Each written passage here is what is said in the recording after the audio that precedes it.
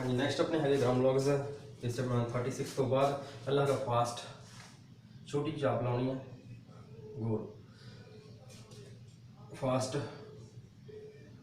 Infused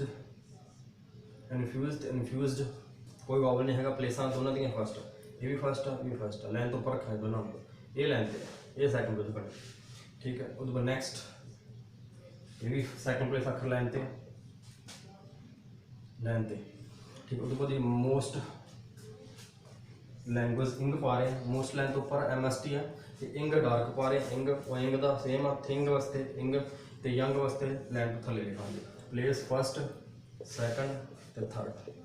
first line तो उपर second line तो थर्ड लाइन थले लिखा नैक्सट का लॉर्ड LOURD लॉर्ड तो वही ठीक है ये अपनी एक्सरसाइज ग्रामोलॉजिस थे। नैक्सट इस तो अगे दो अपने पैरे है एक्सरसाइज नंबर 37 तो 38